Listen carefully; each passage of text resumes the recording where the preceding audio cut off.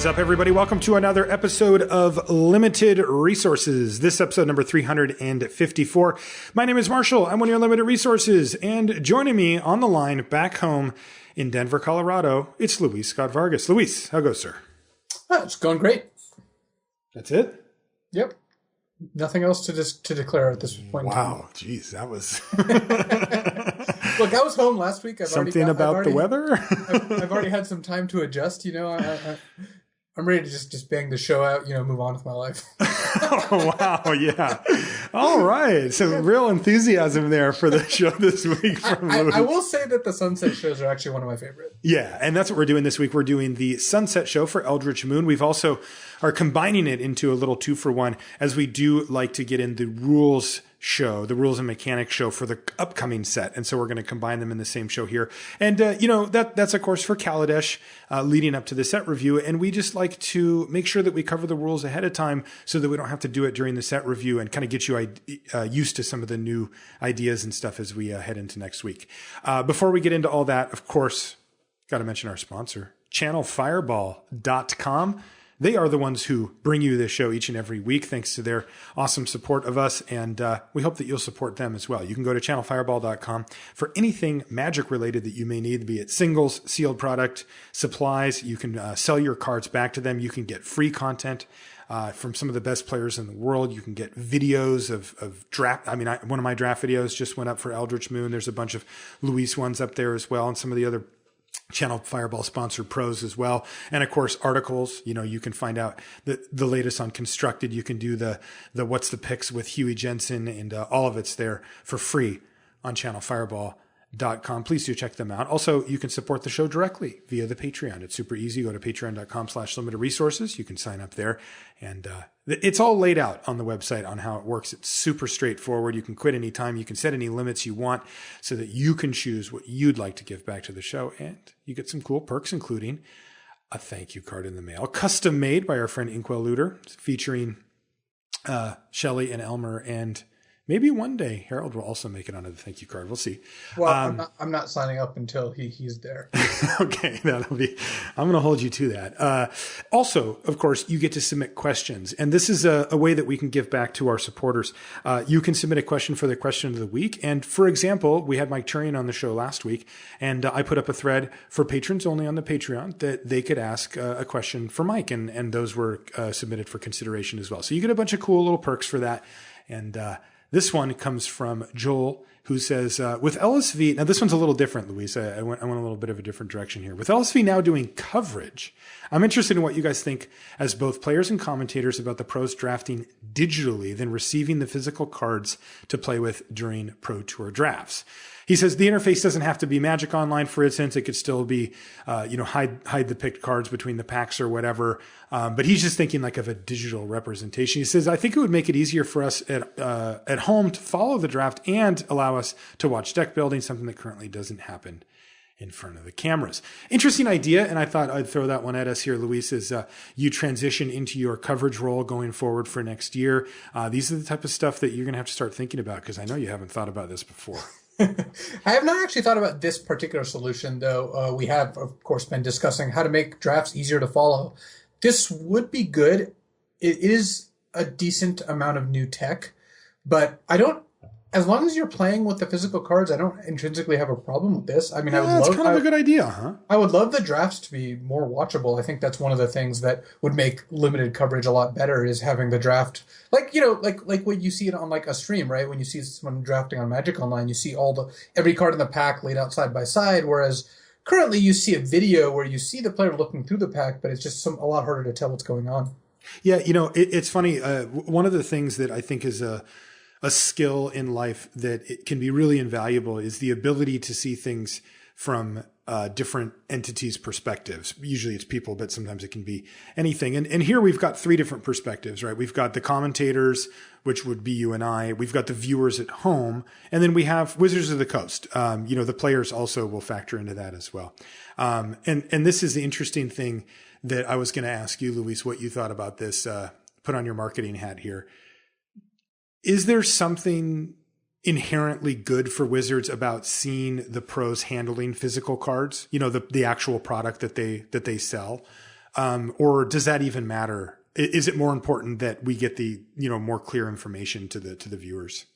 I think there's something to it. I mean, they'll still play with them. Watching people handle cards, and play with them is good. But like you said, the playing part's still going to be there. So I guess part of the other thing is, just from the logistics point of view, I guess you have this set up for your featured draft. And so the featured drafters are only doing this at like the featured table. It's a little different. Yeah, you would definitely want to hide the cards during the draft because otherwise we're talking about two different draft formats. So I don't think, like the drafted cards have to not be visible. Like you can't be like on Magic Online where you can see every card you draft. Oh, I see what you're saying. Because that would be different than other people in the tournament. But and we'd have to hide them from the players, but we could see them and the viewers at home could see them. Certainly. Interesting. Yeah, this is interesting. Yeah, thanks Joel for the cool feedback and giving us something a little different to talk about as we wind down Eldritch Moon. And speaking of winding it down, last crack a pack, Luis. Let's get this thing out of here. Let's see here. This one is from Rob. I wrote something on here, but I can't see it. Oh, Rob wanted me to. So he did 30 damage in Legacy. And it was it Bridge? I think he had he told me a story. I wrote a quick note on the back of it, but he did something very disgusting in Legacy. I can't remember what it was, though. He told me at a GP. He'll probably ping me on Twitter, Rob, and remind me. All right. Pack one, pick one. Brazen Wolves. Done. Well, Brazen Wolves is a good card. I first picked it before. I would say I'll first pick it again, but I'm still going to do some more Eldritch Moon drafts. Me too. I love the format. Just the fact that we're not going to get Kaladesh on Magic Online for a little bit means I'm priced into it. And so, interestingly here, Brazen Wolves, definitely above average. Like, if I told you could... Like, here's a good question. If you could just take this or, have your choice of the rest of the pack, what would you do? The rest of the pack. It's just too many cards, right? Yeah, I mean, so look, Brazen Wolves is a good card, and it's a card I'm not unhappy to take early, but it is still a below average first pick. Just the way rares, mythics, and good uncommons work, if you're taking a common, I think that's actually just straight up below average. Like, I would not settle for first picking the best common in a random set. I don't think you should anymore. I think in some sets, maybe that was correct, but not anymore. Yeah, it used to be. Waxing Moon. It's a combo with Brazen Wolves because you can target it. True. No, you can't target it. it's only Werewolf. Oh, I thought you could target it and it would do nothing. Either way, I'm not taking Waxing Moon, even though I have lost to that card. I don't know. Maybe so. It says transform up to one target werewolf you control. Does that mean that it has to be a werewolf to be targeted, or just that nothing would happen if it isn't? Well, the rule shows later, but yes, you would have to target you can only target a werewolf, but you can choose 0 werewolves. All right. It's 1 in a green instant, and it transforms a werewolf, and your creatures get trampled, so no. All right, here's another good card, Drag Under. So I love that one. I do like Drag Under. I think I would start by taking Brazen Wolves over Drag Under, though. Oh, not me. All right. I'm on Drag Under. Grapple with the Past, another good card. I do love playing with Grapple, but it's not as good as either of the other two good commons here. Agreed. It's sad. I rarely get to play with it because people appropriately take it quite highly, but I always find myself, taking like one of these type of cards over it first. Weirded Vampire, no. Spontaneous Mutation, I do like this card quite a bit, but I'm not taking it here. Agreed. It's not even the best blue card. No. Stencia Banquet. Not a card I've had the pleasure of playing with. Faithbearer Paladin. We know this card's decent, but it's certainly not first pickable. No, it's not premium by any stretch. It's in fact very cuttable. Oh, dear God. Well, our first uncommon is absolute home run. It's Savage Alliance. All right, well, I'm in for that. Savage Alliance. So here's what I'm going to do. Pick up all these other cards we were considering and put Savage Alliance at the top of the list. This does 2 to target creature, 1 to all the rest of the creatures, and if you want, you can also give your creatures trample. So it ends up being usually a 2-for-1 very easily and sometimes more. And sometimes Did you know some extra damage. Did you know you can give your opponent's creature tramples? I did know that, yes. That is target player. Has that ever come up? No, right? Not profitably. I've had... Well, I had someone cast the white rare Collective Defiance. Collective Effort, you mean? And give Collective Effort and give all my creatures +++ encounters. Oh no! That had to be disaster. Magic Online, right? Oh yeah. You can't do that in paper. Like, you can target anybody you want. This next card, so we're on Savage Alliance, is Mourn Willow. which we got to preview, but God, it's not very good, man. It's fine, but like, it's weird. Like if you're in black green and then this card comes up, you're like, oh, gold uncommon. And it's like, oh, well, maybe this green common's actually just better than this. It just turns out there wasn't really a green-black beatdown deck, and that's where Mornwell is trying to fit in. There's also wasn't really a Delirium deck, and somehow that's also where Mornwell is trying to fit in. Indeed. This next one suffers a similar fate, though. At least it fits into one known archetype. It's Markov Crusader. That's the 4/3 with lifelink for 5 for 4 and a black, but it gets haste as long as you control another vampire, and it is a vampire itself as well. So we kind of know where that card goes. Yeah, it's a fine card. It's a slightly better Faithbearer Paladin. Indeed. In this case, though, it goes in the we're not going to pick it pile. We've got a common, an uncommon, and a mythic rare. Our common is double face card, and it is Vildenpack Outcast. I do like Vildenpack Outcast a lot, but not as much as Savage Alliance. Savage Alliance is just better than any common. It's somehow the third best red card in the pack. Yes. and that doesn't make it last. We still have the banquet. Foil, Hamlet Captain. Hamlet Captain's a member of a deck that doesn't really exist. That's right. Beatdown. I know. I remember how good this card was back in original Innistrad. Yeah, and I remember thinking that it was likely to live up or be somewhere in the same ballpark. But one of the best decks in original Innistrad was green-white. And that is just not the case here in Eldritch Moon and Hamlet Captain. It's still pretty good. Like, this is a 2-drop with a significant upside in the right deck, but it is so nowhere near Savage Alliance. And frankly, I think I would still take Brazen Wolves or Dragunder over it. Oh yeah, I would take all those cards. It's just, I played Hamlet Captain at Worlds, actually. I had a green-white beatdown deck. It just doesn't come together all that often. Well, our mythic rare is not great. It's Tree of Perdition, the 3 and a black 0/13 plant, and it has Defender. You can tap it to exchange target opponent's life total with its toughness. There will be no absolution, it says. There will also be no first pick for the poor Tree of Perdition. No, I actually haven't really played with this card. I don't really know what it's supposed to be doing exactly. So I don't know is how the hell are you supposed to mark it? Like, let's say they're at 20 and you're like, okay, let's exchange. So now it's... I don't know, like a piece of paper or something? I guess you just write it down. It's like, that's really clunky. So Savage Alliance it is. A good way to go out as far as Eldritch Moon goes. I will be giving away the rares, by the way, that we've opened on the Crack-a-Packs soon. Gosh, I don't really want to do it next week. I kind of want to do it this week. I might just do it this week. I might just find us a random listener here and do that. I have to do a thing to do that, to randomize it, but I might just do that and give those away. That is something that you may not know about. I give away all of the rares that we open on our Crack-a-Packs as well as some cool LR swag, some sleeves and that kind of stuff to a random Patreon supporter every I thought you were going to say random co-host. No, you are still not eligible. It's not going to happen. Maybe if Harold was on the thank you card, I might be eligible. Because if I signed up, I would be eligible. That is true. All right. If your name came up, I would just do it again. I know you would. There's no way you wouldn't. Well, what would happen if I sent it to you? Like, what if you I got a letter from Marshall. Weird. And then you're like, there's like an LR sleeves and like these bunch of random rares from our Crack-a-Packs. What would you do? I would be disappointed that it wasn't a check because that's what I'm used to getting.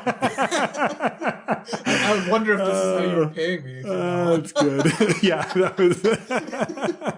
And I just don't say anything. Yeah. All right, let's move on to the main topic here. We do have two, but the main one, of course, is the Sunset Show for Eldritch Moon, and this is where we get to take a minute, or an episode, I should say, to reflect. We get to look back at this set as we transition away from it and move towards, well, it has to be said, brighter pastures with Kaladesh. Kaladesh looks like kind of a bright, happy, inventive place, and Eldritch Moon was not that. It was all zombies and freaky Eldrazi werewolves and stuff. And, I think it is, for me at least, looking back, going to be a very fondly remembered set. I've been drafting it this week. I mean, partially it was because the leagues came out and I kind of went into that mode where I was like, I got to try these things out. But also I really enjoy drafting this set. So I'm pretty excited to dig deep and talk about some of the fun things that we've been noticing throughout the course of the format. Yeah, there's some sunset shows where it's just like, oh, thank God this set is done. It does actually come up where it's like, I'm ready for the new thing, right? I'm not gonna lie. By the time we did an Origin Sunset show, I think I'd stopped drafting Origins probably weeks earlier than that. Yeah. I just it wasn't a set that grabbed me. Whereas I drafted Eldritch Moon yesterday, and I'll probably draft it tomorrow. Yeah, same. I was going to draft it tonight, and then I remembered I got to write an article after we do the show. But maybe I'll try to do both. See, that's the thing. The leagues suck. I can't fire up a draft. I used to lie to myself and be like, I'll start a draft. Yeah, and I'll write my article, in between rounds. And now I can't even. I have to just apply myself. Anyway, so let's get into this. Start with the big picture. If you could summarize the set in one sentence, what would it be? And for me, I said much better than Triple Shadows over Innistrad. For me, it was a feast of fabulous archetypes because that sounds like a nice tagline. I like that. Yeah, it basically just the decks that were good to draft and available to draft all lined up with just decks I love playing, and that is awesome. Yeah, that's really cool. For me, it was like I liked Shadows over Innistrad, or at least I thought I did. Like maybe I was trying to convince myself. I don't know, because I still can't look at that. And I mean, there were some, we talked about it in the Sunset that it wasn't perfect set or whatever, but man, ever since Eldritch Moon came out, it was like, oh, that's what this is supposed to be like. And I felt like it really just sort of brought it full circle, and it cut away some of the stuff that I wasn't really thrilled with, the heavy build around me uncommon themes, that kind of stuff. And it led to much more archetype driven decks. And I just really enjoyed the departure there, while still maintaining a lot of the same feel, right? It wasn't like a completely different, I think when we first draft Kaladesh, it's going to feel completely different. This did not. This reminded me a lot of Shadows. It still has a Shadows pack in it, but it had enough of a gap that I was like quite thrilled to dive into this. And maybe it spoiled Shadows for me. Because looking back, I don't want to draft Triple Shadows. I just don't. I do want to draft this. I think that just that Eldritch Moon, it enhanced the experience in I think a really good way, and ended up, I don't know, just it had enough new stuff and some new challenges. And I think part of the thing we're both susceptible to is the decks that were good in Eldritch Moon are just decks we like to play. We love playing decks like blue-red spells and blue-green emerge. Blue-green emerge. Oh, yes. I mean, these are just the kind of decks that we're like, yeah, we're in for this. So it just so happens that the good decks lined up with the decks we like. Well, let's talk about that. What turned out to be the best archetypes? Well, I think blue-green emerge, blue-red spells, and blue-red tempo. The latter two, of course, which overlapped a bit. They did. It was kind of a sliding scale, Yeah, and then I think that those are the best.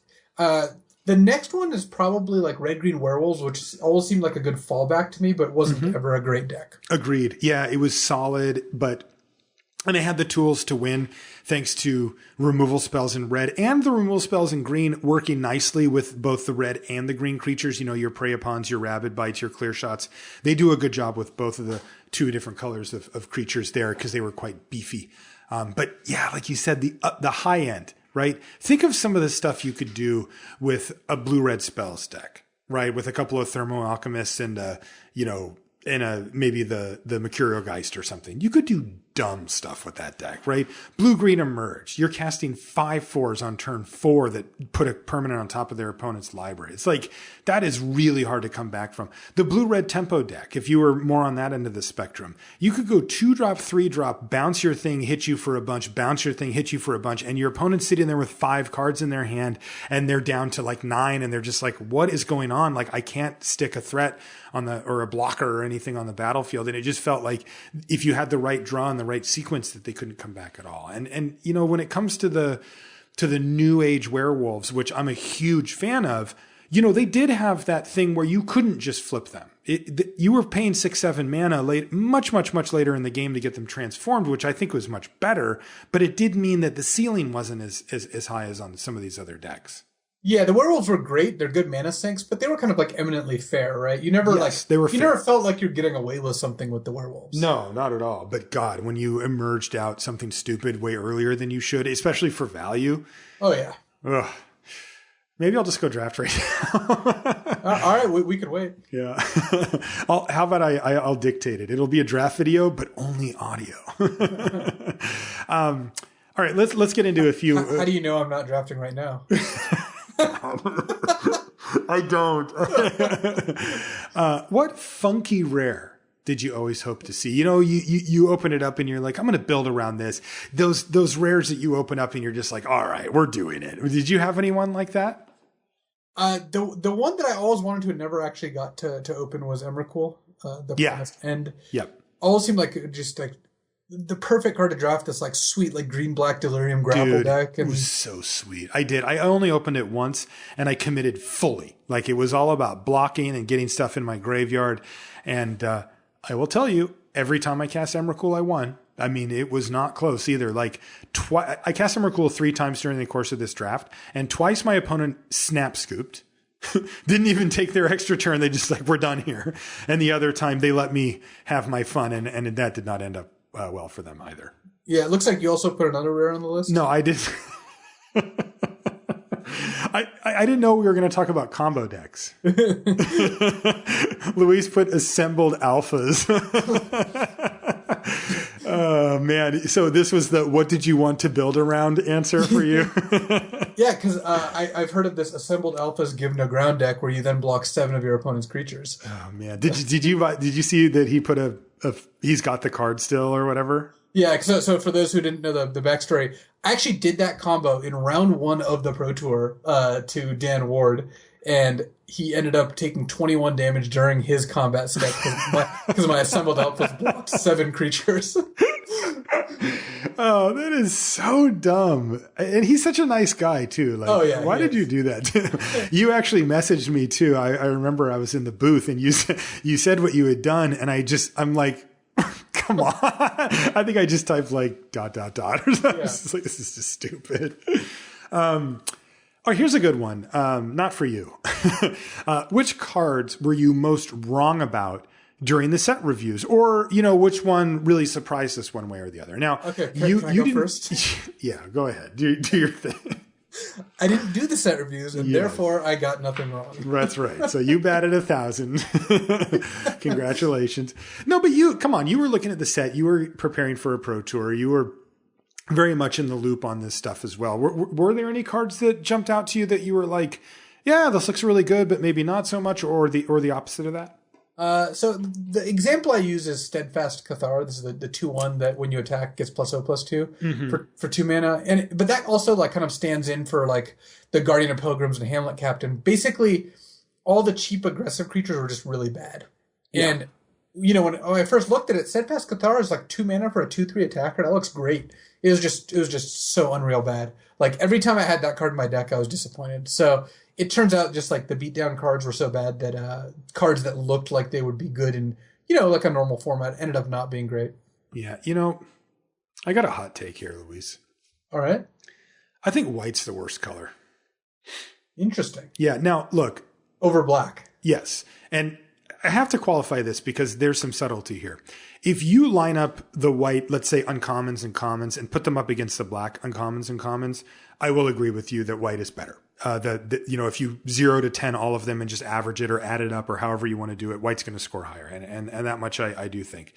But as we know in limited, especially booster draft, there's a lot more subtlety to it than that. For example, one scenario that could be the case, and it might be here, is if the peaks on black are higher or fit this format better, but overall the color isn't as deep, that could still make black better if white has a higher average overall card quality, but the cards don't fit well in the format. Like if all the other colors are good, against a bunch of 2/2s, and white has a bunch of very good 2/2s in the deck, you're still going to find yourself losing with white, even if, you individually rate the cards higher.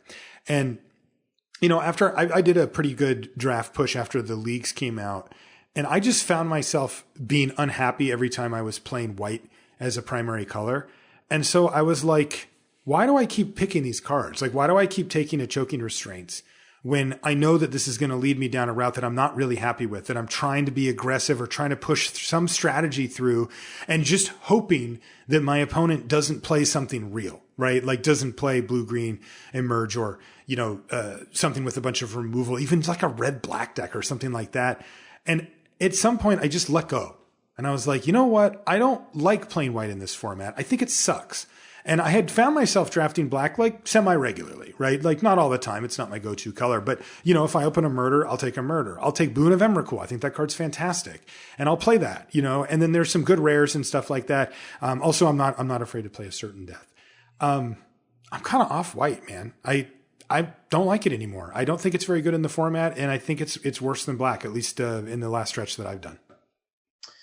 That's interesting. I see what you're saying, that a lot of the cards that were like, yeah, these cards are decent, just end up not being good because... Yeah, Steadfast Cathar being a great example. Right, though the format doesn't line up for that. I still think, well, the kind of the way I think about it is what are the color combinations that work? Mm-hmm.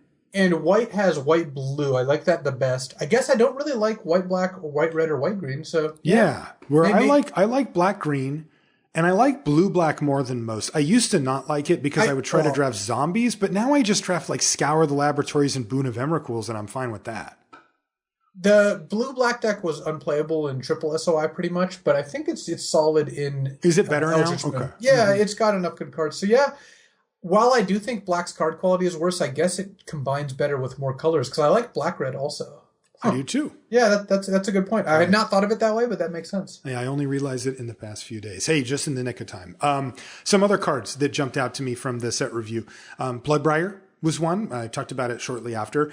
Look, I think that we did a good job grading it in the sense that we said, look, this card's fine on its own and it has some upside. But my take on it at the time was, realistically, you're probably not going to be building around this thing, right? Like sacrificing stuff just is one of those niche things that doesn't happen as often as you think. And the reward is okay. It's a +1/+1 counter for each time you do, which is fine. But again, it's not the kind of thing that you're like, oh, we're going to go all in on Bloodbriar. But I also mentioned that if there was enough sacrifice type things that you may actually want to play this card, but in my heart, I didn't think that that was going to be the case. And it turns out I was just wrong. The truth is that when you actually play with it in your deck, you realize that there are more sacrifice things happening than you realize, not less. There's actually just like, oh, I remember the first time, that I emerged and I'm like, right, of course I'm sacrificing a creature. And, then you're like, oh, Terrarian, that's kind of cute. And then you just notice these little things pop up here and there. And all of a sudden Bloodbriar went from being one that I was pessimistic about, though saw some potential in, to being like, yeah, no, get in the deck. You're in, buddy. Like that's a card I actually want. Oh, I love Bloodbriar. I frequently run multiples and, end up picking up Terrarians just because I like enabling Bloodbriar so much. Me too. I think it's good now. Another one was Make Mischief. That was a card that I was like not very high on because I'm just like, oh, it's sorcery seed. It's slow. Yeah, you get a devil out of the deal, but like you're only killing a certain subset of creatures for 1 damage and, you're rarely going to the face for any type of effect. I was wrong there. Very simple though. There are a lot of viable 1 toughness targets. It's that simple. There just are in this set. There's just a lot of them, and that makes Make Mischief better. It's not complicated. It was just like, oh, no, this actually kills real cards a big enough percentage of the time that I wanted in my deck. I think that Make Mischief also ends up being good enough at eking enough damage through in like the blue-red spells deck or the blue-red tempo deck that it justifies itself. I mean, when you shoot your opponent with Make Mischief, untap your Thermo Alchemist, chump, shoot them with the devil, like that actually adds up. Oh yeah, it adds up pretty quickly too. The other one that I thought was interesting was Wolfkin Bond. And this is one that I actually gave a relatively high grade in the set review and almost never played and almost never saw it played. The card that drew the most comparison was Knightly Valor, which was similar card. It was 4 and a white. Yeah. It was 4 and a white, and it gave the creature the same bonus, but vigilance as well. And this one is 4 and a green, doesn't give vigilance, and you get a wolf instead of a knight or whatever. But man, it's a huge difference because I remember Knightly Valor being good. Like that was the type of card that even me, who I'm, not a huge fan of these auras, I was like all about that card. I would take it pretty highly and I would feel very good when I had it in my deck. Yet with Wolfkin Bond, I'm like, nah. And it just never ends up making the cut. Wolfkin Bond just ended up being too blah. I think part of it was that there are bigger creatures in the format, like emerged creatures, Vildan Pack Outcasts. So like, you'd Wolfkin Bond your creature and it just wouldn't be the biggest creature on the battlefield. Yeah, it's embarrassing. likewise, 2/2s at a like historic low in the set. Just random 2/2s just did not do very much. And then you still have the same kind of aura weaknesses of like, if they have an instant speed removal spell, then you're just completely out of luck. So I've played Wolfkin Bond, but it's not a card which has performed very much. How many copies would you recommend? At least 3 or 4. I think you may have solved it. The werewolf thing. Like, why take the extra risk of playing Wolfkin Bond when I could just play another creature or removal spell or whatever, and I can just dump that mana, maybe a little more, but dump, similar amount of mana into a werewolf that doesn't require me to have an extra card, right? Like, this is just better. Yeah. Let's talk about some of the underrated cards. I got on this train pretty early, but the werewolves, I still think that they're all fantastic. I still draft them fairly aggressively, and I think that they're just excellent. I don't know that they're underrated now, but I think that they started out that way, and people fix that pretty quickly. Yeah, I think it's worth talking about like cards that were underrated, even if they ended up not being underrated by the end. I think Grapple the Path was a little underrated. This card did a lot. The fact that it was a land early or a spell if you needed it, and then later in the game it had a huge card selection, like you get to like pick out of 20 cards or whatever. Yes. So I think Grapple ended up being really good. Spontaneous Mutation still I think is underrated. I do too. I mean, Spontaneous Mutation is just a removal spell in the right deck. If you can fill your graveyard easily, this card is just awesome. I agree. Yeah. And you do need to have the right type of deck for it. It doesn't go great in the blue-red tempo deck that we mentioned earlier. Not really the type of card you want there necessarily, but man, in the blue-green deck, it's great. Like, cause you end up making things that are bigger than whatever it is and they get to block once, but you just get to stay alive long enough to set up your 2-card combos. Spectral Reserves is a card which it just always does a little bit more than I think it's going to. Making 2/1s and gaining 2. It just adds up to like slightly more than the 4 mana you pay. So I don't think it's like an amazing card, but I think Spectral Reserves is quite good. I agree. One of the ones you have on here is Brazen Wolves. Yeah, going into the Pro Tour, we thought this card was going to be underrated, and it was. I don't know if it's underrated now, but it is a card which I think is closer to premium than people think. I think so too. I mean, we had it at number 1 on our Crack-a-Pack for at least 3 picks or 2 picks. Yeah, that makes sense. And then I immediately jumped ship. A card I really like is Scour the Laboratory.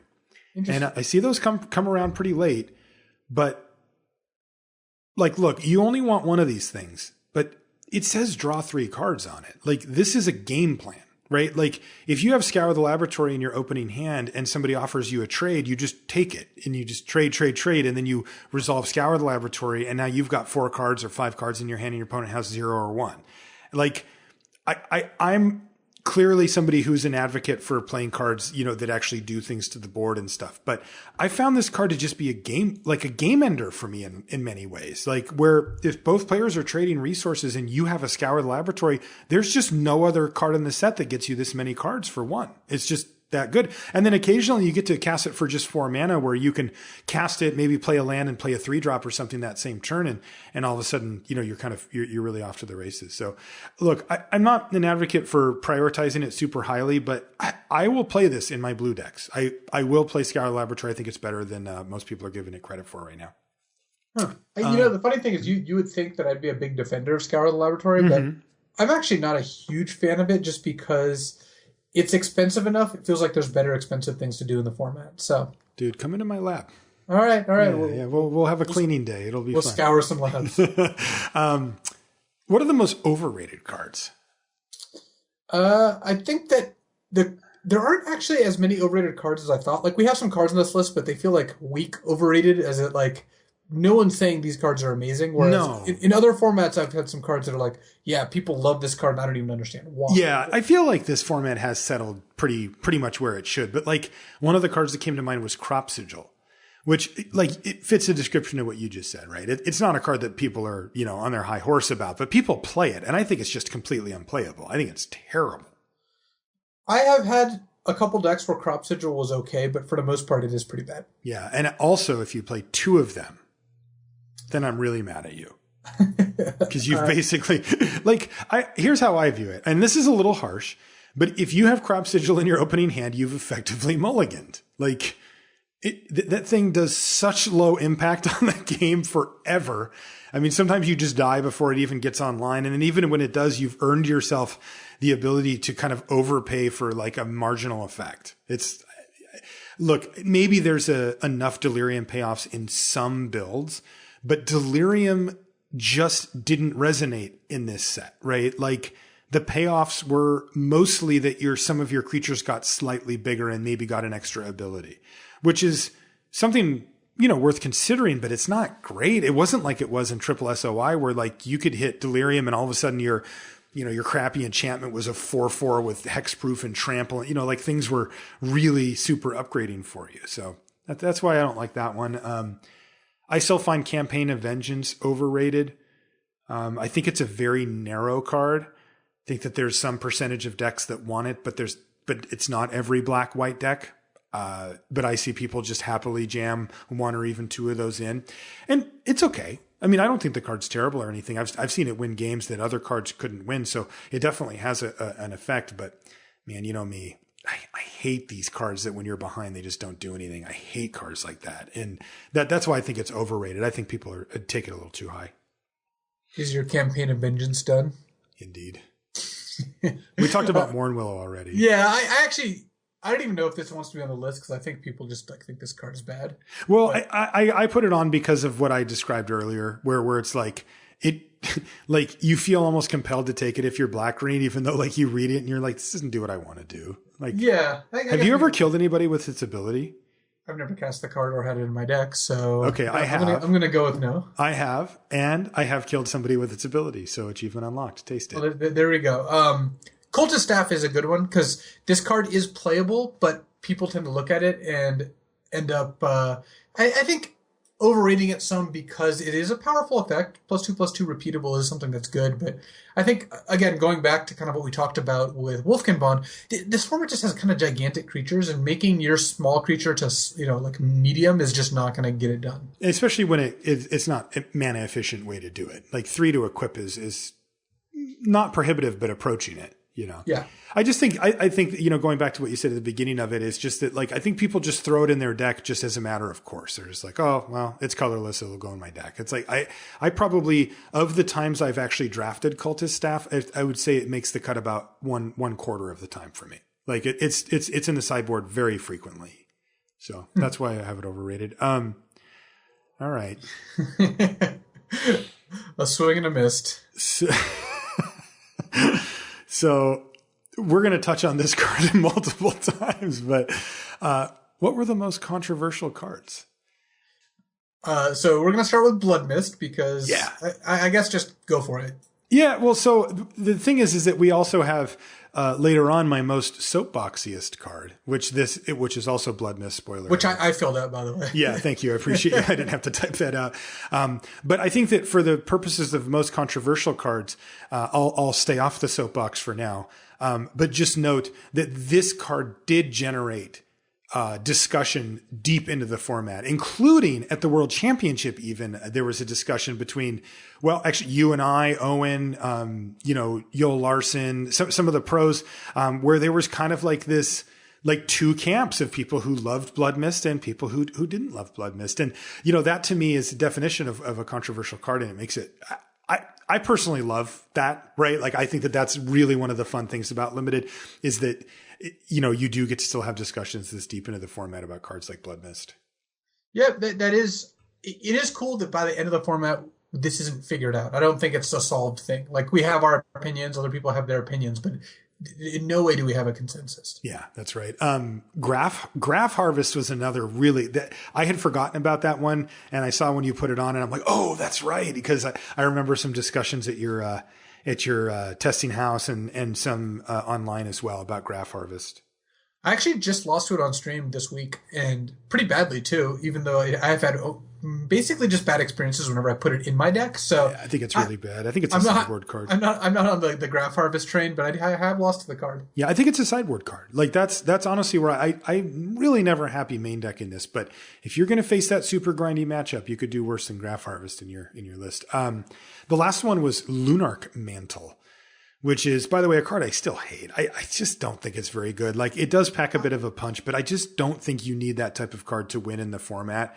And this actually went back all the way to GP Sydney, where we had Scott Lipp, who ended up winning the GP on camera drafting in the top 8. And I was a little bit like, wow, he's taking Lunarch Mantle this early. And I was giving him a little, come on, I'm a professional. I'm not going to like throw the guy under the bus. But I think you could tell that I was surprised that he was taking it this early. And, I did have some pros and some other people give me feedback about like, oh, that card's better than you think it is and whatever. And I'm okay, well, I'll pay attention because this was, week 1 of the format or whatever. But man, I paid attention. I still don't like that card. Yeah, I think Lunarch Mantle is better than you're giving it credit for, but it's not a card I'm in a hurry to put in my deck either. Yeah, I think the main thing that, like, I just don't want to ever run this card, period. I just don't. I just don't see any reason to run it, basically in almost any scenario, at least in game 1. But the main thing that I don't mind it if you think that you do. That I could see some scenarios where it would be fine. The thing is that for me that made it controversial is, well, where do you pick it?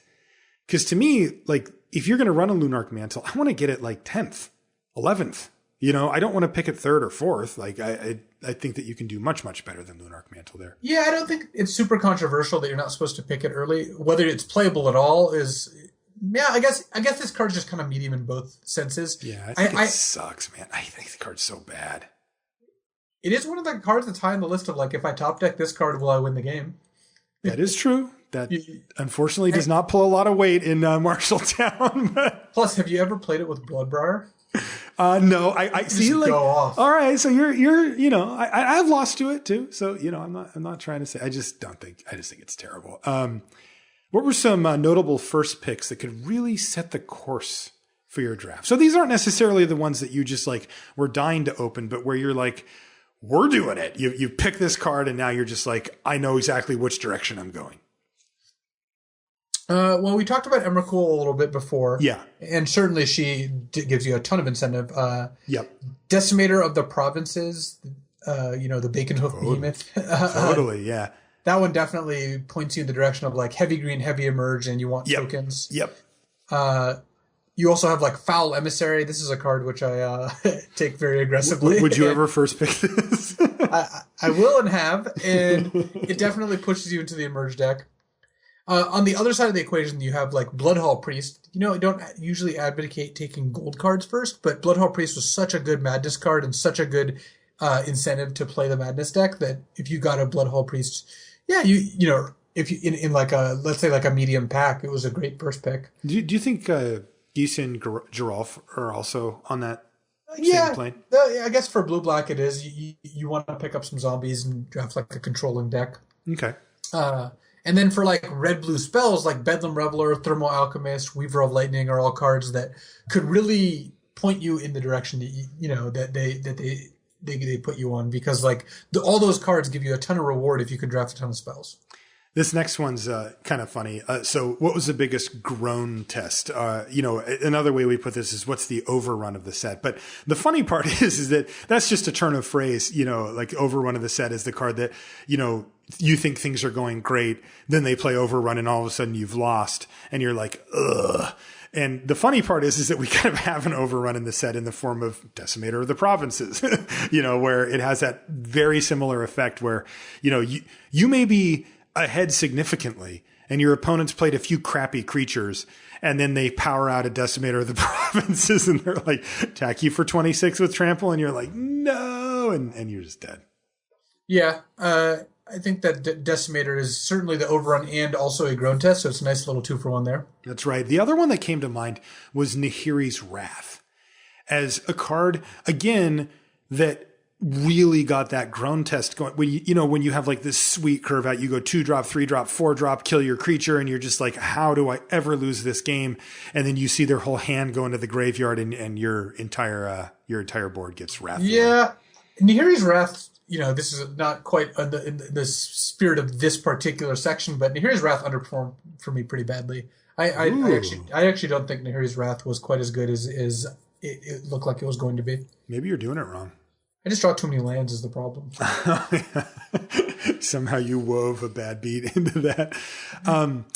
What was the most frustrating bad card to lose to? What card will you not miss playing against that really annoyed the crap out of you? Lunarch Mantle is definitely the card for that. Me too. Yeah. The funny thing is, I actually know the card is fine, but when they go like Lunarch Mantle, sack a land, attack you for 5, and you're like, if I had anything, this would be such a bad plan. But I don't have anything, so I'm dead. So I'm dead. Yeah, and along those same lines, Blood Mist to me, right? Look. I'll get to Blood Mist in a few minutes. I do believe that there are totally legit decks that want a copy of Blood Mist, but there's definitely times when you feel like you're doing pretty good and they've just got a stupid little flyer and then they Blood Mist you out and you're like, come on. If I could bounce that, kill that, tap it down for a turn, I'd win this game, but I just don't happen to have that right now. What's the bombiest bomb? What's the number 1 card in the set? Gisela the Broken Blade. I think is the 4/3 flying first strike for 4 with lifelink is just. I think that you can't really go wrong because she's so cheap, but also just incredibly effective. I think so too. I think that's just the most powerful, rawly powerful card in the set. Does Niblis of Frost hit that radar for you at all? Yeah, Niblis of Frost is in the top couple. Maybe even better than Gisela. I don't know. That is maybe it's a color. That was one that just occurred to me as, again, 4 mana. We're talking about 4 mana cards here that just dominate the game. So, yeah, one of those two probably. What about for Sealed? I think it might actually be Emrakul in Sealed, though Bruna the Fading Light also gives me, gives Emrakul a run for her money because both of these cards are just incredible late game cards that you should have time to get to in Sealed. Yeah. I'll go Emrakul. I like that one. All right. What's the best common for each color? So here's what I put. Tell me if you have anything to augment here. I've got. Oh, I took a look, so, and I don't disagree with any of them. All right. Though I did delete a card. So you deleted a card. Mm-hmm. What is it? What did I put? I forget now. All right. Well, let's start with white. Okay, so white, Choking Restraint. For sure. Blue, Ingenious Scob. You changed that. You put Drag Under / Ingenious Scob? Yes. I think you think it's Ingenious Scob? Yeah, I don't think it's particularly close either. Dude, it is definitely close. You cannot say not close. It's rather, here, we'll use the expression that we use on our team sometimes. It's close but clear. Close but clear. I disagree with that. I think what that means in this case is the card's power level is close, but Ingenious Scob is clearly better. Explain. So it's not like Ingenious Scob and Drag Under are close in power level. Okay. But it's clear that Ingenious Scob is ahead of Drag Under. Because why? Because it's a creature, because it can block, because it can attack, like that kind of stuff? And it's just, I think it's higher power level. The fact that it's frequently attacking for like 3 to 5 damage is just, for a 3-drop is absurd. Okay. It's just incredible with any kind of instant. I think that that Ingenious Scob is better to Drag Under. And later in the draft, if you're like blue-white flyers, maybe you'll take Drag Under, but you should start by taking Ingenious Scob. I have it flipped. I think Drag Under is better, though I actually think it's very close. And I don't know. If you were right, I wouldn't be shocked at all. But I think Drag Under is better. Like cheap interaction with creatures is really, really important. And the fact that this one gives you the card back, gives you a level of flexibility that is just so powerful. And, we don't get removal spells that only cost 3 mana anymore. And to me, that means that I prioritize these type of cards. And God, it gives you the card back. It's absurd that you get that card back. I mean, sure, it's sorcery speed and such, but I think it's really close. I do. Black, I have Boon of Emrakul. Yeah. Yeah, the card's great. Red, Galvanic Bombardment. This card could be Brazen Wolves, but it's Galvanic Bombardment. No, it's Bombardment. Yeah, and then green. This is also one that was controversial early, but I think is correct. Is Ulvenwald Captive? Oh yeah, over it's Prey Upon. So much better than Prey Upon. Yeah, I think so too. I nailed that, dude. I said that at the first GP. I was like, I'm on this. I'm planting my flag on Ulvenwald Captive Island, and I haven't left. Card's fantastic. All right, this is a really good one. What is the best uncommon? I've chosen mine. I'm going to go with Clear Shot. Me too. I'm on Clear Shot. That's where now I'm going to tell you a couple of the ones that would be in contention here, at least off the top of my head. Incendiary Flow, Murder, Lashweed Lurker. I'm going to dangle that one out in front of you. And then Savage Alliance, the card. Oh, I love a Lashweed Lurker, but I think that all the monocolor cards just tend to be better early picks. And I think I think Clear Shot's just the best. I do too. I've 2-for-1 people so many times with that card, and I've straight up lost to it so many. Can I actually move that to the Groan Test winner too? Yeah, that one's fine too. I mean, it's a 2-for-1 a lot of the time. It's a solid 1-for-1. Sometimes you even get a point of damage in. Like, it just does everything. Yeah. All right, I'm glad we agree on that. What's the worst card in the set? Last picked, biggest blank. Just the. I think Deploy the Gatewatch is a good candidate here because it's so bad. It's just a straight 0. You can never play it. You can just literally never play, and it costs 6. So it's unplayable on multiple levels. This is a kind of a funny one. What card was the most begrudgingly playable? We've got Skursdag Supplicant here. Yeah, it's like, fine. The 2/3 that you can pay a black and tap it to make and discard a card to make each player lose 2 life. Wailing Ghoul, basically, it's just like the bottom of the barrel madness enabler is kind of how I look at it. Yeah, same thing. Is there a card that you will miss drafting? Yes, Grapple with the Past. I just love flexible cards. And the fact that you can play Grapple as a land or a spell and has just so much card selection. I don't know. I just love grappling. Yeah, that card's really good. What was the LSV-iest card? Ooh, Fortune's Favor for sure, because it combines 3 different things I like. It's a blue card draw spell. Okay. It's tricky. Yeah. And it lets you play mind games with your opponent. That's a triple threat. I just love Fortune's Favor. I love when my opponent casts it and I get to choose the piles. I like when my opponent splits the piles for me and I have to think are they trying to trick me? Is the face down pile better? And at the end of the day, it's also just a draw too. So I think Fortune's Favor is awesome. Mine was Drag Under because similar to what you said. It's like it does 2 things that I love. In fact, it does the 2 things that I love to do in Magic. So that's and it makes sense that yours is just a lot simpler too. It's one. Yours did 3 things. Mine did 1. All right, let's get on the soapbox. Marshall's Soap-boxiest card, definitely Blood Mist. So this is the type of card that I really dislike from a card evaluation standpoint perspective. Because the truth is, I mentioned it before briefly, but I want to mention it again. You can play Blood Mist.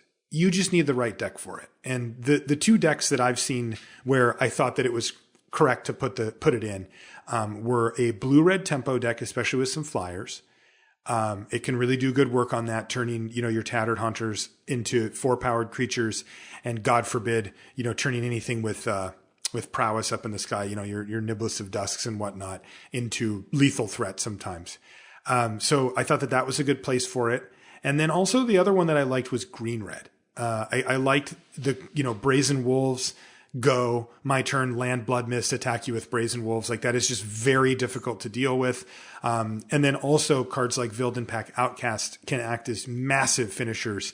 If you go 3-drop Blood Mist, they kill your 3-drop Vildenpack Outcast, go. Like, they're in big trouble. They need another removal spell really quickly to deal with that, or that Outcast is just going to completely run them over. Because when you combine Trample with the cheap ability to pump its power, now you've got a little combo going. So I do want to note that, because I do think it's important that I'm not saying that the card is unplayable. I just am very selective about when I want to play the card. And I think a lot of people aren't. I think they just think that it's good and you just put it in your deck if you're playing red, and you kind of go off to the races. And that's the part that drives me nuts, because the times when that card wins, it's very flashy. It's very, holy crap, look what I just did, right? I turned my crappy creature into a beatdown. I turned my combat trick into a do 6 to you. And it looks really great when you win with it. The easy part to overlook is when you lose with it on the battlefield and you look at it and you say, what if this card was a 3/4 or even just a 3/3 for 4 mana? And my contention is that in many cases, you would have won the game anyway with the 3/4 or the 3/3 or whatever, whatever an uncommon 4-drop red creature would be stats wise. And that you would actually have won the game in many scenarios, that you did win the game with it, but that you also would have stayed in a game that you found yourself behind. And that is such a huge thing in Limited, is that even when you build a deck that is planning to be the aggressor, you will often find yourselves at not the aggressor in limited. You just don't get to have that much control over the curve and the creature types and the cards and what your opponent has and that kind of stuff with the matchup. And you're just simply going to find yourself behind. And when you do, Blood Mist is abhorrent. It is absolutely ridiculously terrible, and it's embarrassing to play it because you're just like, pay 4 mana, do stone nothing, go. And that's just going to bury you too often for my liking. So that's kind of the two sides of Blood Mist for me. I do think it's playable. It's just very specific. And then I think in all the other decks, you really shouldn't be running it. I love beating it too. Oh my God. It's like my favorite. Yeah, I think Blood Mist is great. So yeah, you do not. I know you don't. Do you think it's, what was the phrase? Clearly not close or whatever?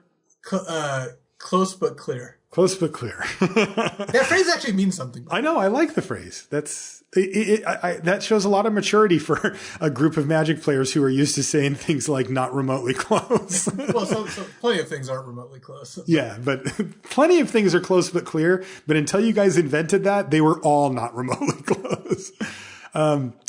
What card do you still have to read when it's cast against you? Wharf Infiltrator. Oh, yeah, that's a lot of text. And the reason I say that is, did you know that no matter why you discard a creature, you can pay 2 to make a 3/2? Yes, that's right. I forgot that. It doesn't have to be just to the Wharf Infiltrator. It's totally true. Yep. The one I had was Distended Mindbender. It's just, I'm always like, wait, is it any spell? Is it just anything that costs 4 or 3 or less, 4 or more? What is it again? I always just double check. Like, I know what it does, but I always double check. The good news is that didn't happen very often because that card's, well, it's rare and it's also just nasty. Yeah, it is 3 or less and 4 or more. What is your most drafted card on Magic Online? So I didn't know the answer, obviously, until I booted up Magic Online. I actually guessed Wretched Griff, and I was wrong. It's Enlightened Maniac. I have 35 of those. Okay, that makes sense, though, because Wretched Griff is much more in demand. Right. But Wretched Griff is second. I have 29 of those. And strangely enough, Lashweed Lurker and Drowned Behemoth both tied at 23. They're both uncommon. What? They're uncommon. Apparently, I just don't pass Lashweed Lurkers and Drowned Behemoths. Oh, who does? You can't have 20 of them. That's insane. Yeah. I can't. You are ridiculous. That means that you have A, drafted a lot, and B, just never passed one of those. I don't pass those cards, and I draft blue-green a lot. Wow, you're insane. So, to the shock of nobody, I drafted 21 Dragunders and also 21 Laboratory Brutes. Yeah, that makes sense. Yeah. Okay, this is down the stretch now as we wrap up the Sunset part, but this is a really important one. I think, at least I always look forward to hear what you have to say about this. So from a design and development aspect, how did the set fare? How are the mechanics? What were some of the wins, some of the losses? Put on your designer hat and break it down for us. So first of all, this is the second set, right? It's follow-up to Shadows of Innistrad, which is already a tough sort of thing to pull off, because second sets want to feel like the first set. They want to feel like they can coexist both in terms of cards and the universe, but they also want to be their own set. And it's not always easy to end up with a set that furthers the themes, but also introduces new ones and feels cohesive. And I think it feels like a very tough balance to hit. Yeah, and overall, Eldritch Moon did a good job of that. It did feel like it existed alongside Shadows very well, while also being new and having cool stuff going on. So let's go through the mechanics. One is Emerge, which I thought played really well in draft. I mean, not only did I love drafting it, I also think it was balanced well, where yes, you have cost reduction, and yes, that's dangerous, but these cards, you could deal with them. You would emerge out a 3/4, and your opponent would be able to deal with it still. You also had did you find that to be kind of a miracle?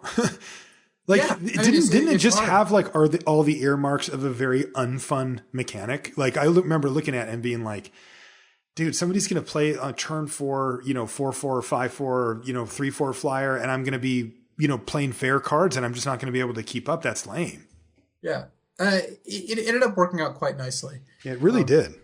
The other thing is the enablers were really well set up. So besides the obvious like Exultant Cultist and Enlightened Maniac, there's just like cards like Drunau Corpse Trawler from set 1 that ended up being like a pretty good way to make this mechanic work. So I thought Emergers was great. I threw a lot of Laboratory Brutes under that bus too. Yeah, The mechanic that disappointed me the most was Delirium, where it went from a really cool and rewarding build around in Triple Shadows to, I think, a mechanic you're not really supposed to pursue with Eldritch Moon, because Delirium takes a little bit more work than some of these other mechanics, and it just wasn't supported. You just, I think, rarely would have a Delirium deck. So I think most of the Delirium cards ended up being kind of misses as a result. Yeah, it just wasn't exciting anymore, right? Yeah. I mean, that was the thing that I saw. I mentioned it earlier in this episode, but yeah, how many times was it like, okay, now my creature's +1/+1 and trample? Like, that's kind of cool, but that wasn't the exciting stuff. That wasn't the really, the big payoffs. It felt like, from a design standpoint, they were like, all right, we kind of did Delirium, but we'll carry it over, but we don't want to highlight it here. Right. It was a combination of not having enough cards with Delirium and the ones you had with Delirium not being impactful enough. So, right. I was not a fan of Delirium. Madness, I think, was fine. It played well with Triple Shadows, with the Shadows. Once you had Eldritch Moon and Shadows, but it was not amazing. It was just fine. Like, you could draft Red Black Madness, but Madness was a kind of a footnote still. It felt mechanical to me. Like, you just was like... It wasn't exciting. It was more just slot like A plus slot B. And then it was kind of like, okay, I did something. I don't know. When I emerged out a creature, it felt kind of exciting and powerful. And when I madness out a creature, it was a little bit more like, okay, I checked 2 boxes and now I got a benefit for it. I don't know. It didn't really resonate as much with me. Agreed. The spells matter, like the blue-red deck. I thought this was one of the big wins because not only did the blue-red deck feel great to draft in Eldritch Moon, it was a good extension of the Shadows version while also feeling a little bit different. Yeah, good point. And it just introduced a lot of new cards that did the same things, but in a kind of cool way. So I thought blue-red was a lot of fun to draft and did kind of end up concluding nicely. And then we also have Escalate, which wasn't a very memorable mechanic. I mean, modal spells are fine. You have spells that give you options. Nothing like super special here. I did like that each mode was targeted, so you could never fizzle. Like, one of the things is if you had a spell like, let's say, Savage Alliance, which was all your creatures gain trample and deal 2 to one of their creatures. If they remove the target, your creatures wouldn't gain trample. But the reason it worked is because it said all of target players' creatures gain trample, so there's still a target. And that's intentional and a good little like addition to all these spells. It felt like another. I mean, I don't want to be like old guy Magic player who's seen too much, but it felt just kind of like another version of Kicker, of some variation or something like that. The running joke, of course, is that every mechanic is Kicker, because Kicker is just like this gigantic umbrella which everything falls under. But yes, I don't mind that. This is Kicker. Yeah, and I don't mind it though. That's like, I don't look at that and say and think, oh, that's crappy. It's just, that's not like it feels like when they do the new mechanics, like they sometimes aim very high, right? Like, when they did Delirium, I think that was a big one. Like, it has a tax on the player and they had to make sure that it was worth it, right? Of tracking these things in your graveyard. And when they did Emerge, same thing. It was like, that's weird, right? They kind of pushed a boundary. Remember when we first learned about Emerge, it wasn't intuitive. It was like, well, can I pay the color and how much does it take away? And then, we figured it out and it did have a big splashy cool effect. And I think that they aim lower on some of the mechanics so that maybe they don't overwhelm you or something. And, to me, Escalate was one of those where it was like, we're basically just saying pay more mana, get more stuff, which is, again, it's just some version of Kicker. Overall, I liked Eldritch Moon a lot. I think it was a really fun draft experience, and I think it was overall a well-designed set. What would you grade it? Like, I don't want to put you on the spot too much with that, but like how they did to me, it felt like they did a really good job with it. Yeah. Well, one thing I do want to say before we get to that though, is as like a word of caution, is the fact that we loved it and we did, it's not going to hold true for everyone. The set was really complicated. Like, there was a lot going on, counting graveyards, like you mentioned, multi-targeting, emerging. That does, I think, like, if you look at the overall grade, it does mean like, well, a set that's this complicated you are paying some costs there. So I think, like, for me personally, I would give it an A, but overall probably give it closer to a B. Okay. Yeah. It's hard for us, right? As enfranchised players who I want it complicated, right? I want all that stuff. Yeah.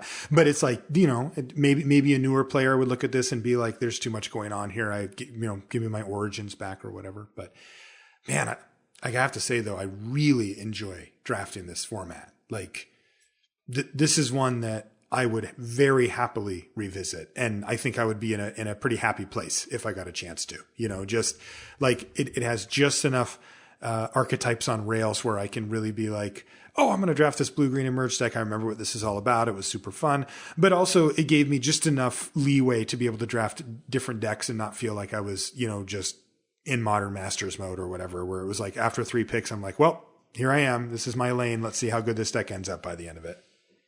Yeah. Okay. What did the format teach you? How did it make you better at limited, and what are the takeaways? I liked going big in this format. It's kind of funny because we're always like, yeah, we like formats that do this, and it feels like we've had a couple in a row now that you kind of get to draft these complicated, long game or tricky or go big decks. Mm-hmm. But I do like that experience, and it does make you better at doing that. It's kind of interesting how bad aggro actually was in this format. Like, what kind of decks can you build when you know that 2-drops don't exist? And that is kind of where you were. It's so freeing. I'm actually looking forward to Kaladesh being a little bit faster, which I think it is. No, I actually am, because I think having, a variation between the speeds is very important. I mean, this did not feel, though, like one of the all-time slow sets to me. Maybe it is, and I just didn't notice it or didn't, properly categorize it as such. It's not the all-time slowest sets. It just it's not that the games are super slow. It just happens that the beatdown decks are just not very good, which is not exactly the same thing. Okay. Any other takeaways from it? When you add a second set, sometimes themes from the first set fall off pretty quickly, and Delirium is a good example of that. Yeah, they have to prioritize, right? Like when you're developing a set like this, you have to be willing, if you're going to add some things, to give up some things. And so that's something that we'll have to take into as we are, now fully into this 2-block set or 2-set block format. We will have to get used to the fact that when the new set comes out, be ready to let go of any, maybe not all, but any of the mechanics from the first set. I think we already talked about our favorite card, right? Pretty much. I mean, yeah. Mine was Dragunder. What was yours? Lashweed Lurker is actually my favorite card. Yeah. Card is so sweet. Okay, so let's move on to the Kaladesh mechanics. Sorry, not the mechanics. The rules mainly is what we're going to look at, although those are often expressed through the new mechanics in a set. And this is something that we like to do leading up to a set review show, just to make sure that we touch on some of the finer points. We don't want to go too deep. We used to do an entire episode on this, and you and I decided, Louisa, that was a little too much. But I think that touching on these mechanics and making sure that we just get the big hitter stuff out of the way for the listeners is an important step to starting to evaluate the cards with set review. So let's get into it. Let's start off with one of the more flashy new mechanics, vehicles. And vehicles are, at least I know from a lot of people at Wizards, they said that there was something that they were trying to figure out how to do for quite a while. Yeah, well, vehicles are pretty complicated, but they're very sweet. And, there's a lot of flavor implications, but we'll get into that probably later. Yes. So vehicles are artifacts, and they have power and toughness on them, but they don't have that power and toughness until you activate them, until you crew them. And so they each have a crew number. So you have a vehicle that has crew 1, and that means you can tap any number of creatures with total power 1 or more, so combined, to crew the vehicle, and it becomes whatever the stats the vehicle says, and now gains whatever that vehicle's ability. Like a 3/3 flying vehicle with crew 1. Once you crew it, it becomes a 3/3 flyer. Before that, it's just an artifact with no special ability besides the crew ability. So yeah, and that's the interesting thing, right? Is that it is just an artifact sitting there. It has power and toughness that you can see down in the lower right corner, because when it does become crewed, then that matters. But otherwise, like when you say becomes crude, you mean makes off-color jokes and stuff like that? I hope none of the vehicles start doing that. No, that would be kind of funny. Yeah, once it finds a crew, or however you want to put it. But yeah, and that is an interesting thing, because, the effect only lasts until the end of the turn, right? So, you kind of have to choose if you want to attack or block, assuming that you have crew. And also, one thing that we like to talk about on the show a lot are these cards that don't affect the board, right? You play some enchantment or something like that doesn't actually block or attack on its own. And these vehicles are in this interesting middle ground there, because they strictly on their own do not affect the board, generally speaking. Yeah, there's a couple exceptions, but for the most part, yeah. you know, But if you can crew them, then they do. But you might be in a precarious spot there. So yeah, you take a card like Sky Skiff. This is 2 cost. It's a vehicle, and it's a 2/3 with flying and crew 1. So if you draw only Sky Skiff, it doesn't do anything. It just does straight up nothing. But any creature with power makes it a 2/3 flyer. So in a sense, these are kind of like equipment, except the equipment is what you're putting at risk, not the creatures. So you're kind of able to use Sky Skiff to make one of your creatures into a 2/3 flyer, except if that 2/3 flyer dies, then it's gone. So So to me, that these things are really kind of the in-betweener, right? Yeah. Like if you put too many of these in your deck, it starts to get a little awkward because they can't really crew. You need creatures ultimately to crew these. But at the same time, just having read even the few that I've seen, they look really powerful. Well, they're pushed. I mean, you have 2 mana 2/3 flyer. You have like 4 mana 5/5 draw card, the barge, and see, it's 4 mana for a 5/5 when it enters the battlefield, draw a card, and it does crew 3. You could never print a 4 mana 5/5 enters the battlefield, draw a card. Right. But because this has crew 3, you need total power of 3 or more. You're able to kind of push exactly where this ends up. And so, of note, you can tap creatures that are summoning sick. Yes, to pay. Mm-hmm. Again, crew 3 means you could tap a 2/2 and a 1/1 because you add up the power. You could also just tap all your creatures, including 0 power creatures, if you really wanted to, though there's not very many reasons to do that. But if you want to tap 5 1/1s to crew a crew 1 vehicle, then sure. Okay. That is interesting. Sometimes we see these effects that force your creatures to block. That's one thing that could come up. It kind of interesting. Yeah. The other thing is vehicles can crew other vehicles. So if you had the Sky Skiff, the 2/3 flyer, and you had a vehicle with crew 2 and you had a 1/1, you could crew the Sky Skiff and then crew the other vehicle. The Flavor Judge does not like that, but no. It's hard to imagine that being awesome, right? Because you are still just ultimately tapping down, a bunch of your stuff. Yeah, you're tapping a million things to crew your vehicles, so you're not. But it might be worth it to chain those together to crew something large. Yeah. Go ahead. I was going to say other notes is immune to sorcery speed removal because they're not active on your opponent's turn until you want them to. I mean, you can make them a creature in order to block, but sorcery speed removal does now miss a lot of the kind of high impact creatures in the set. Yeah, and that's a big deal, and I think that's something that we're going to be keeping an eye on as you play them out because you can activate them, you can crew them on your opponent's turn to block, but even if you are successful at blocking, you may lose your vehicle as a result. They feel a little all in as well, right? Just a little bit tap a bunch of creatures, then attack with your thing. You're kind of leaving yourself, Yeah, and a note on timing too is you need to activate them before you declare attackers or declare blockers. So that means first of all the creatures that you crew them with can't attack themselves. And second of all, if you have a vehicle and 2 creatures, you don't go attack with this creature, crew my vehicle, attack with my vehicle. Because at that point, it's too late. You actually have to crew your vehicle and then declare attackers. So make sure not to end up in a situation where you skip ahead and past the point you're able to crew your vehicles. Yeah, that's going to be something that doesn't pop up often, but when it does, you're really going to kick yourself. It's going to be a feel bad. Yeah, for sure. There's a minor note that there's some creatures that are called pilots, and they just give a special ability or a bonus when they crew a vehicle, like a Speedway Racer gives or Fanatic gives. Any vehicle that crews haste. So if you use this guy to crew a vehicle, the vehicle gains haste. And because the vehicles don't naturally have haste. You can't play a vehicle, crew, and attack unless it has haste, which some of them do. Right. So yeah, vehicles are interesting. I think that vehicles are going to be, obviously a big part of the set. There's a lot of them. Their stats seem pretty pushed. People are going to lose a lot of games to having 2 vehicles and no creatures, or 1 creature that gets killed and then sit there, with a bunch of fancy cars and no one to drive them. Exactly. Yeah, I'm kind of like Marshall, just like all these fancy cars. Whatever.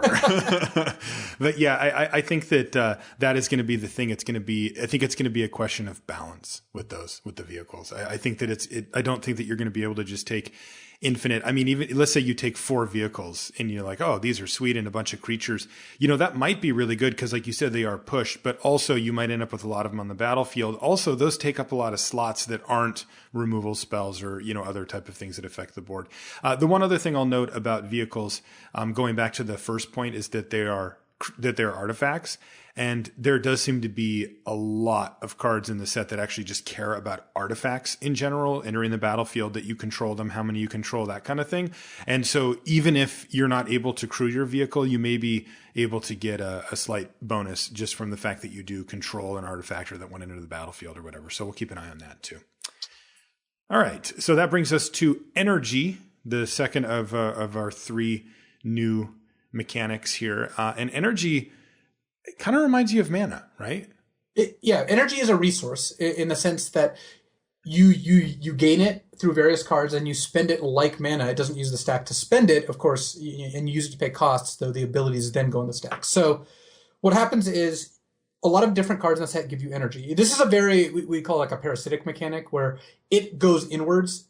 You can't combine energy cards with cards outside of Kaladesh and have that many good interactions, because currently, the only way to get energy is Kaladesh cards. Mm-hmm. And so you'll have cards where it's like you play this card and you get 2 energy. When this card attacks, you get 2 energy. Like you end up, the Dynavolt Tower is this rare. It's like whenever you cast an instant or sorcery spell, you get 2 energy.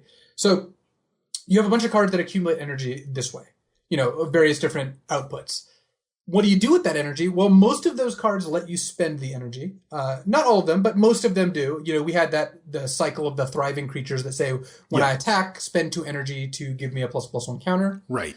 And they also give you energy when they enter the battlefield. When they enter the battlefield, they give you 2 energy. So you have a lot of cards that gain it, that give you energy, and a lot of cards that let you spend energy. And for the most part, cards do both. There aren't very many cards that don't give you energy and then not give you an outlet to spend it, or require energy but don't give you a way to gain it. There may be some, though. We haven't seen the whole set. So energy cards combine very nicely. You can use energy from one card to pay for another. And they just have these various like activated or triggered abilities. Like the thriving ones are triggered when you attack. Some are activated. They just like cost some amount of energy. Some cards cost energy and mana. You have that rare demon that you can pay like two colorless, a black mana, and like 6 energy or 8 energy to reanimate a creature. So you end up with costs that have all of these things. Do you anticipate, let's just talk physical, how do we track energy? There's a counter and we're going to put a dice on it? Or I think that's the most common is just going to be someone's going to use a energy counter and then put a die on it that says like 2 or 3 or 4 or whatever. But you can use any system you want, just don't forget about it. One thing I mentioned was, I said it kind of felt like mana. It doesn't act like mana, though. It doesn't disappear when your phase is in. That is very, very true. It sits there until you use it. So when you have an enter the battlefield, gain 2 energy, it'll sit there the whole rest of the game if you never use it. That's a tragedy. Yeah. And I'm using it. Energy, like many other things, has no intrinsic value. So you can get to 10 energy and it doesn't do anything for you unless you have a card that actually requires energy. Right. One of the things that I think we'll see with energy when you start crossing cards, right? So you play one card that gives you some amount of energy, and then I think you'll often see somebody play another card that gives you energy and you spend it on the first card right away. I think that we're going to see people use that as almost like a tempo advantage, a way to get an immediate benefit, even if for the long term it leaves you a little bit lacking. And I think that the way that you spend the energy in that way is going to be pretty skill intensive as well, which I think is cool. What I'm hoping is that there's a decent number of interactions in that way that really incentivize you to save up a little bit of energy and do something big. While I don't really have a problem with it, if the way it ends up playing out is that you play your card, it gives you some energy, you spend energy on that card, and then you do it again with a different card and with a different card. That to me is less exciting, right? Than the idea of like building up some of this energy over the course of a few turns with the idea of making a big effect or changing the game in some way. And what I'm most excited about is combining multiple cards, because those thriving cards are cool. You play a thriving turtle and then turn 2 you attack, spend the 2 energy, and it's a 1/4. It worked all by itself. What really sounds cool is making a deck where you just play a bunch of those to get energy, then spend it on something sweet. So, plus, it's like it's a fiddly resource mechanic. We're gonna like those. we tend to like those, and how it actually plays out, we'll see. It looks. This is the mechanic I'm the most excited about of the 3 that we're going to talk about today. Okay, well, this next one's really sweet too. It's less tricky as the first 2. It's called Fabricate, and Fabricate's much more straightforward, and it seems very strong to me as well. So what Fabricate does is you have these creatures with Fabricate, and they have a number, like Fabricate 1 or 2 or 3 or 26. I'm probably not going to see a Fabricate 26. Fabricate 26 is a little... It says, when this creature enters the battlefield, either put that many +1/+1 counters on it, or put that many 1/1 servo artifact creatures into play. I guess actually create is the new word for that. In any case, you end up with, so you have something like a Glint Sleeve Artisan. It's a 2/2 with Fabricate 1. It reminds you actually a lot of the for 2 and a white, right? Yeah, for 2 and a white of Sandstep Outcast back from Fate Reforged, Totally. where you either play this, and when it enters the battlefield, you choose: do you want to make it a 3/3 or do you want to get a 1/1 servo?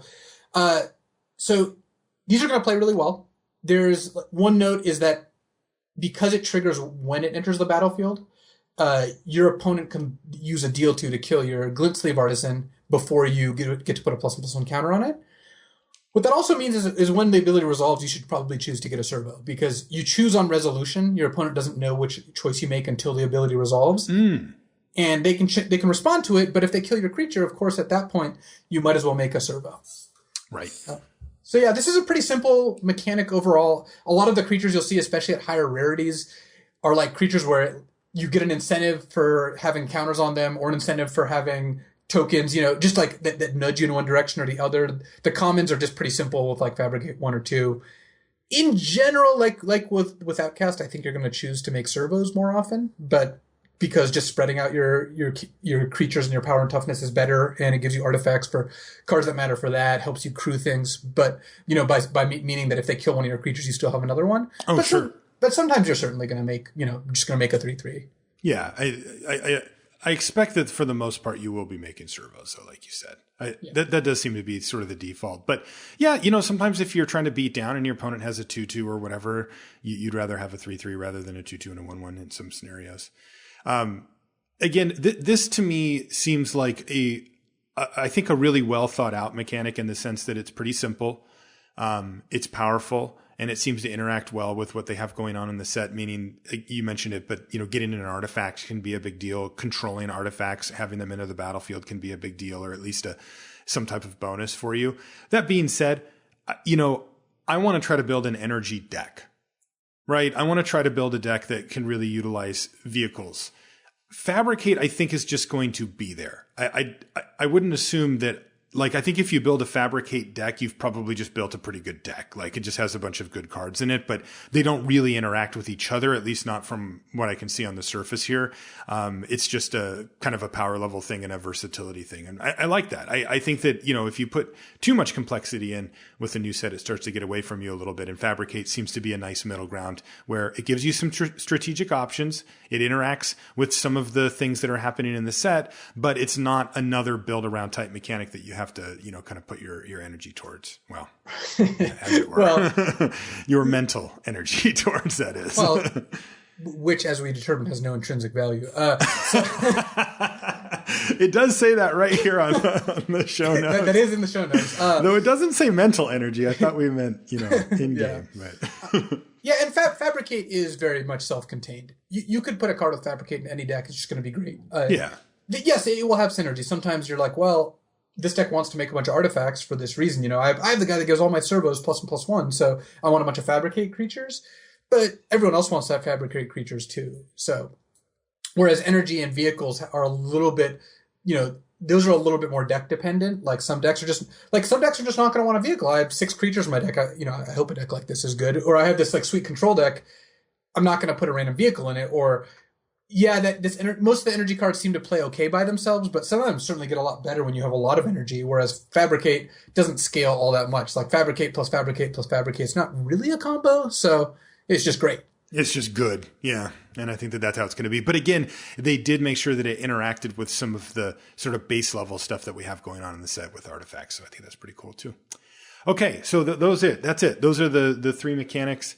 From Kaladesh. Again, we just want to touch on those and make sure that we get the basics out of the way so that you have an idea of what they are, because these are going to apply to a lot of the cards in the set review that we have coming up. And, it makes more sense to talk about these a little bit more in depth here, where we can take just a little bit of your time, not a ton, but to make sure that we cover the basics. And then when we go to the set review, you already know what's going on when we start reading cards that have Fabricate and make energy and our vehicles and stuff like that. So, Good stuff.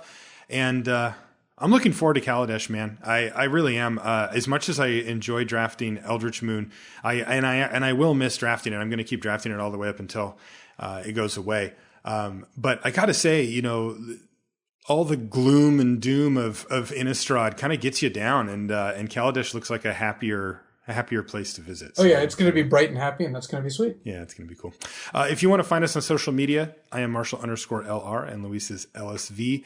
This show, as always, is brought to you by channelfireball.com. Please do check out their website. They offer awesome free content and a whole host of everything that you could possibly need Magic related. They're going to get it shipped out to you quickly, and they will take care of you on the customer service end as well.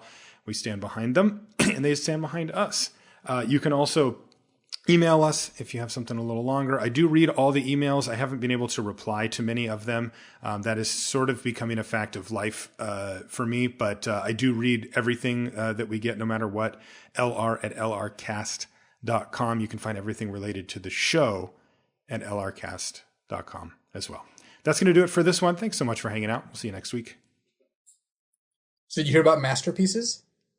Oh, I did see a thing about that. Yeah. So masterpieces are 24 iconic artifacts that are showing up at very high rarities. They're like expeditions in Kaladesh packs. They're all gold plated. They have spiffy art. They're all foil.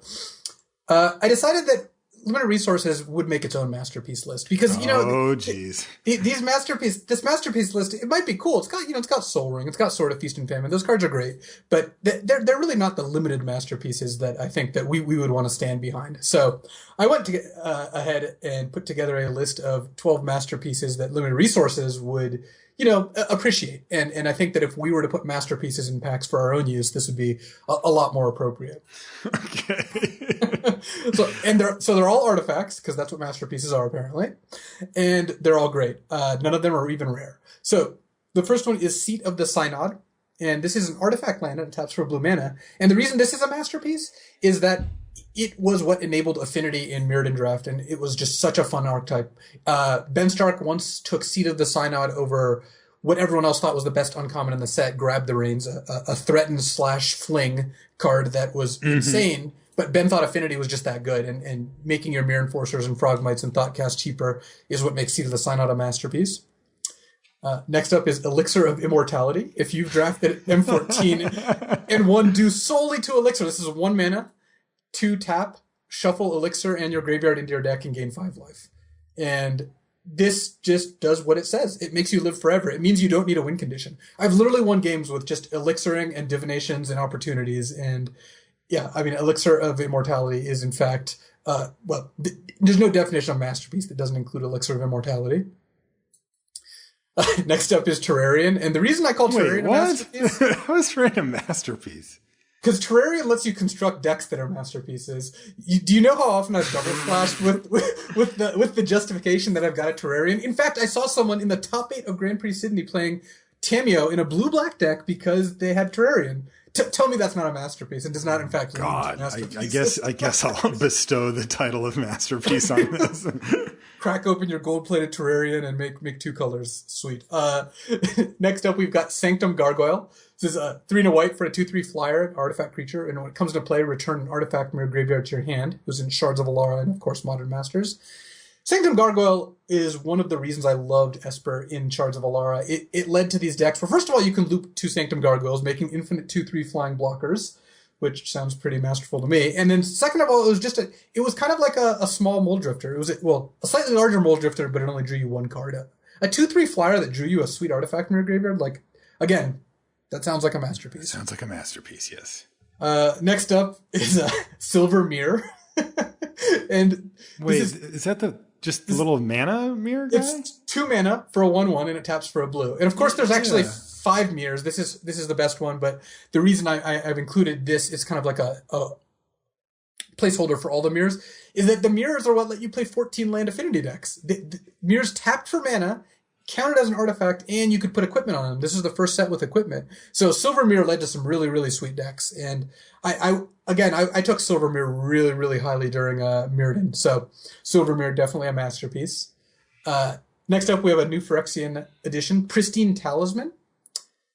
3 colorless. Yeah, I like this one. 3 colorless, taps for a colorless mana and to gain a life. And you gain a life. If you've ever ground someone out with Pristine Talisman... Oh, damn right I have. You know what this is all about. And that's a good one. Yeah, called Pristine Talisman definitely fits in this category. Next up, we've got now Constructed All-Star Pilgrim's Eye. We're going to overlook the constructed part, though, because that diminishes its limited prowess. Pilgrim's Eye is a 3-mana 1/1 flying artifact creature and lets you search for a basic land and put it in your hand when you play it. So Pilgrim's Eye, again, leading to decks that may have ambitious mana bases and or splashes, but that's okay. That's what Masterpieces are all about. Next up, we have Hedron Archive. 4 colorless, taps for 2 colorless. 2 tap, sack, draw 2 cards. Hedron Archive was so good because it let you play these like 8 and 10 drops in Battle for Zendikar, but also let you cash it in for extra cards. You couldn't get flooded or screwed. It was just awesome. Hedron Archive was just such a good card. Love that. I think I named that my favorite card in the Sunset for that. Yeah, well, there you go. See, masterpiece indeed. Yeah. All right, the next 2 cards are actually some of the most broken cards in Limited that we've ever seen at Common. Number 1 is Leonin Bola. 1 colorless to cast. Is it a pinger equipment or something? What is that? It's from Darksteel. It costs 1 colorless mana. It's an equipment, and it has an equip cost of 1. And it says tap unattached Leonin Bola, tap target creature. So and it taps a creature. Okay. So it's 1 to cast, 1 to equip, and it makes the creature into a tapper. At which point it unequips. This card was better than any uncommon in the set, except maybe Skullclamp. And I think I would take Skullclamp. But wow. I didn't know it was that good. I think I've only drafted this set once, but... Well, it's literally better than Fireball. It's better than Fireball, and it costs a colorless? Yeah. What Leonin Bola does is it makes any of your creature into a tapper, so it can stop their biggest creature every turn at the cost of a creature. Okay, that doesn't sound insane. But the fact is they can't kill your tapper. They kill your creature, you just put it on another creature. So you have a tapper in play basically the rest of the game. You also have the option of going tap your blocker, move Bola, tap your blocker, move Bola, tap your blocker. And sometimes you just force through a bunch of damage that way. It was really hard for your opponent to stop it. Plus, this is in Mirrodin. 1 casting cost artifacts were just great. And it enabled affinity. You had these mirrors to hold Bolas. Like, Leonin Bola was just a busted card. I did not know this card was so good. It actually was. Next up is actually not as good as Bola, but I have it higher on the list because I like it more. Veridian Longbow from the same block. This is the one I was thinking of, right? Yes. So it's an equipment. It costs 1 colorless to cast. It costs 3 colorless to equip.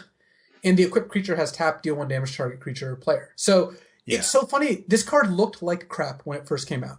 1 mana to cast, 3 to equip, make your creature a pinger. People were like pretty off it. It did not seem good. It turned out Longbow was one of the best commons in Mirrodin. I mean, slightly behind things like Spike Shot Goblin and Electrostatic Bolt. Because what Longbow did is, first of all, there's a lot of 1 toughness creatures. So you can just gun down your opponent's mirrors all day. Second, you can do the same thing you do with Bola. It takes a little more mana, but imagine you have a 2/2. And I start the turn with a creature equipped with Longbow, another creature in 3 mana. Yeah. Shoot, move, shoot. Oh, yeah. And all of a sudden you're just clearing off their board. Oh, yeah, that's pretty bad. It was a common that could do 2 to 3 damage a turn every single turn. God, that card doesn't feel like a common, does it? Maybe they were still figuring that out. Yeah, I would say so. It was the first set with equipment, like I said. Okay. But Veridian Longbow and Leonin Bola are definitely both masterpieces. They were both commons that are just beyond absurd. The next card I don't have there for necessarily power level reasons, though. It's capable of some broken things. We've got Bonesaw. And Bonesaw is a masterpiece. Come on, man. You told me respect the word masterpiece at least. Hey, have you ever drafted a 6 Bonesaw deck? I watched you do it. I watched you first pick the stupid thing. Tell me that's not a masterpiece. I had the Artificer. I had a bunch of that deck was cards. Definitely a masterpiece. There's no doubt about it. And without Bonesaw, it would have been nothing. So Bonesaw definitely on the list. Of course, number 1 has to be my favorite artifact, pretty much of all time for Limited. And you don't need a lot of these masterpieces, but I'd played upwards of 3, and that is Hexplate Golem. Big Hexy. 7 mana, 5/7. That is it. We're all waiting for the rest of the text, and it never arrives. All I want in life is a gold-plated Hexplate Golem. Once I get that, I'll be satisfied. And I think Hexplate Golem is definitely the biggest masterpiece Limited Resources would ever argue for.